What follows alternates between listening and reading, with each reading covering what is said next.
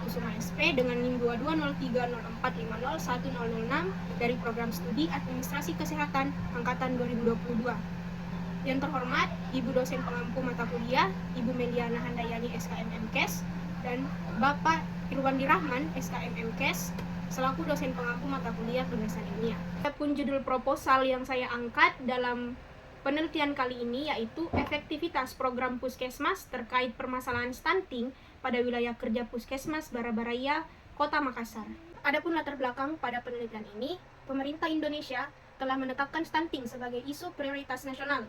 Komitmen ini terwujud dalam masuknya stunting ke dalam Rencana Pembangunan Jangka Menengah Nasional atau RPJMN tahun 2020 hingga 2024.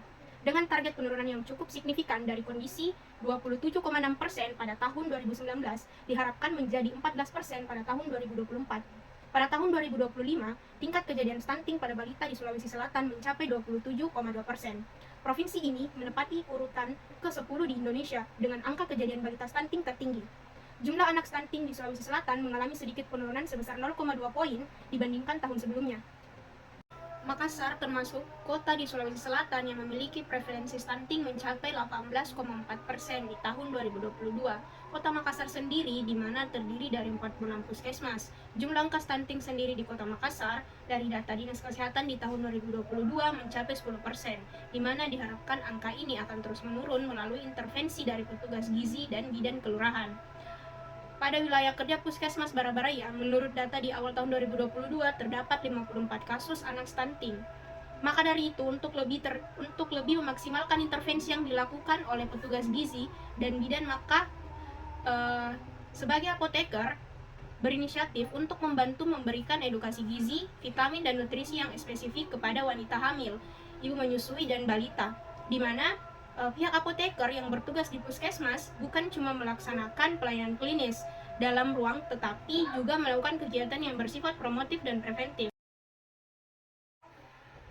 Adapun penelitian menurut Handoko mendefinisikan efektivitas sebagai kemampuan untuk memilih tujuan yang tepat atau peralatan yang tepat untuk mencapai tujuan yang telah ditentukan. Jika dihubungkan dengan kegiatan-kegiatan pemerintah dalam melaksanakan pembangunan, efektivitas yang hendak dicapai berorientasi lebih tertuju pada pengeluaran atau output, bila dibandingkan dengan menggunakan masukan atau input. Berdasarkan uraian di atas, peneliti ingin mengetahui sejauh mana pihak puskesmas berupaya agar program ini tetap berjalan dan memberikan efektivitas dalam penanganan permasalahan stunting di wilayah kerja. Puskesmas Barabaraya memiliki program tersebut sehingga program yang disusun oleh pemerintah dapat sejalan dan terukur dan berkelanjutan serta mencapai tujuan yang ditargetkan dalam jangka waktu yang telah ditentukan secara optimal.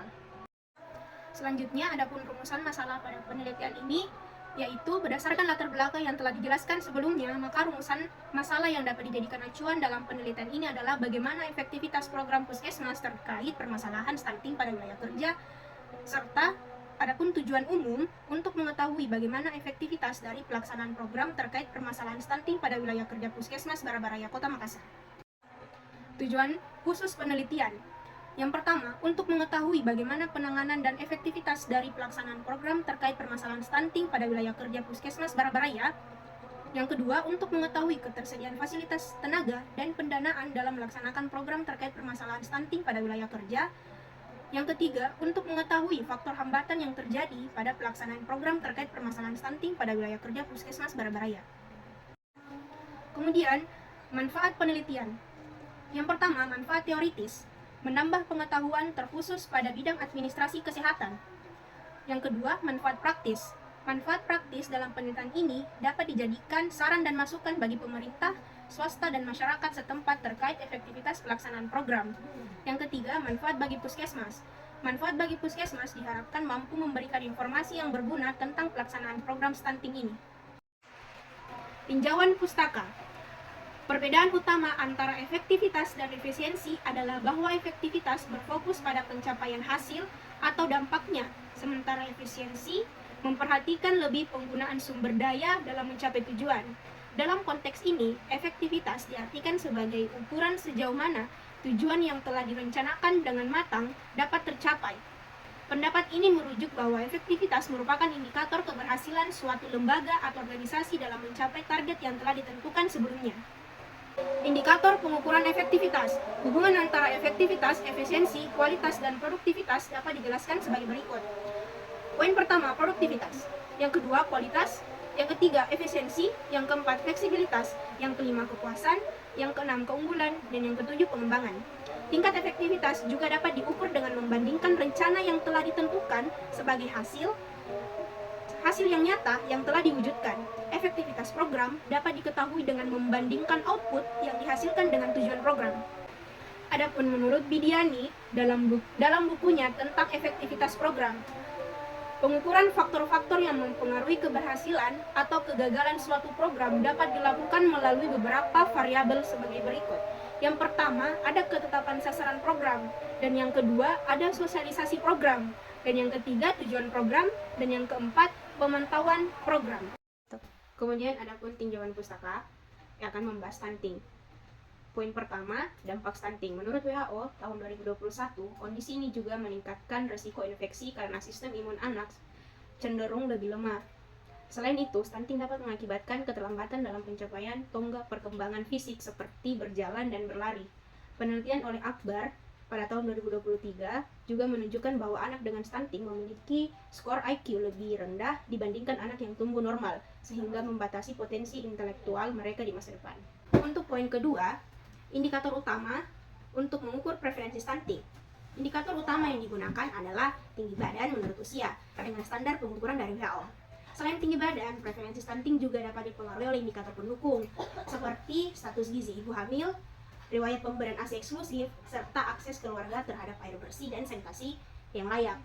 Adapun penelitian menurut Pharmolariat pada tahun 2022, di mana penelitian itu menyebutkan bahwa preferensi stunting di suatu wilayah seringkali berhubungan dengan ketimpangan distribusi layanan kesehatan, rendahnya pengetahuan tentang gizi. Nah, untuk poin selanjutnya yaitu peran puskesmas.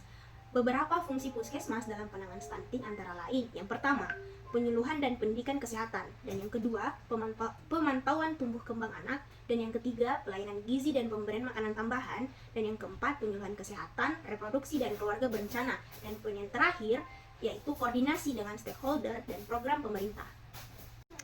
Adapun poin selanjutnya yaitu program Chatting Si Kerdil, di mana program ini dari pihak Puskesmas Warabaraya dalam inovasi cegah stunting dengan edukasi apoteker pada ibu dan wanita hamil, di mana mereka singkat dengan Chatting Si Kerdil, di mana pihak mereka menggunakan parameter jumlah angka stunting di wilayah kerja puskesmas tersebut. Sukses atau tidaknya inovasi yang mereka lakukan sangat tergantung pada cara dan waktu pemberian edukasi, di mana mereka ketahui tingkat pendidikan masyarakat itu di sana sangat bervariatif.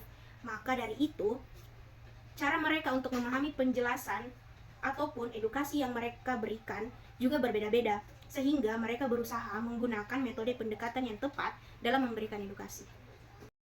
Adapun program dari Chatting Si Kerdil itu memiliki beberapa kegiatan pokok, diantaranya pemberian informasi obat, vitamin, dan nutrisi.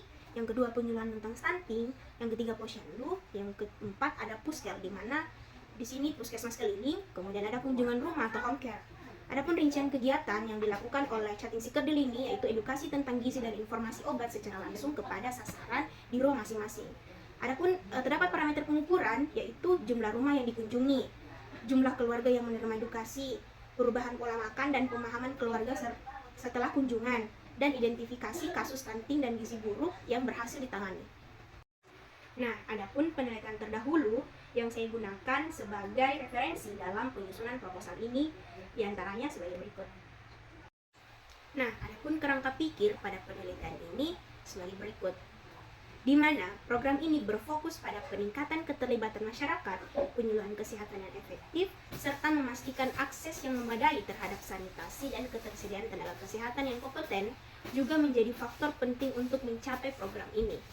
Jika faktor pendukung dapat diatasi dengan baik, maka program ini diharapkan dapat mencapai tujuan utamanya, yaitu meningkatkan kesehatan dan kesejahteraan masyarakat secara signifikan. Nah, kita masuk pada bab 3, metode penelitian. Yang pertama, jenis penelitian. Pendekatan penelitian yang digunakan dalam penelitian ini adalah pendekatan kualitatif.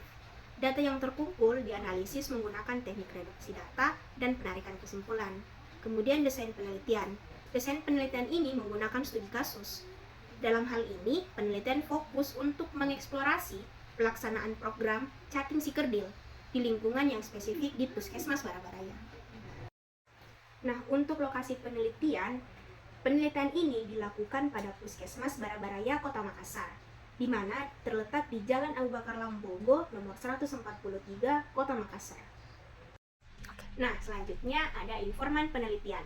Penentuan informan pada metode ini, penulis menggunakan metode purposive sampling, di mana pengambilan sampel didasarkan pada kriteria yang dirumuskan terlebih dahulu oleh peneliti dengan pertimbangan atau kriteria tertentu. Ini menurut Sugiono tahun 2015, di mana meliputi petugas kesehatan, peserta program, dan pihak pendukung.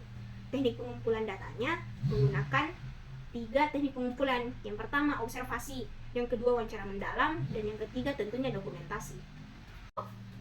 Jenis data. Data primer adalah yang diperoleh secara langsung, yaitu melalui wawancara dengan informan di lapangan. Kemudian data sekunder adalah data yang diperoleh secara tidak langsung, yaitu dengan mengutip literatur melalui dokumen-dokumen, buku, arsip, atau hasil penelitian dan peraturan perundang-undangan dan sumber lainnya.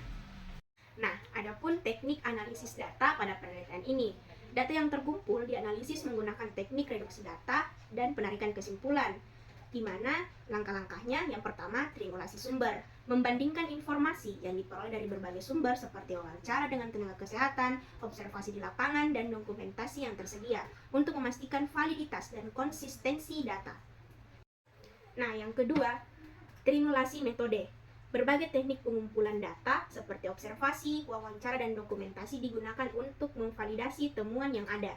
Kemudian yang ketiga, triangulasi waktu. Data dikumpulkan pada waktu yang berbeda untuk memastikan konsistensi temuan dan mengidentifikasi perubahan atau tren yang mungkin terjadi seiring waktu. Nah, kemudian ada jadwal penelitian. Rancangan jadwal penelitian ini dirancang selama 3 bulan dengan rincian sebagai berikut. Nah, yang pertama ada penyusunan proposal. Ini dilakukan pada November 2024. Kemudian penelitian dilakukan Desember pada tahun 2024. Yang terakhir, seminar hasil penelitian dilakukan pada Januari 2025. Mungkin hanya itu yang dapat saya sampaikan pada presentasi proposal kali ini. Kurang dan lebihnya mohon dimaafkan. Wassalamualaikum warahmatullahi wabarakatuh.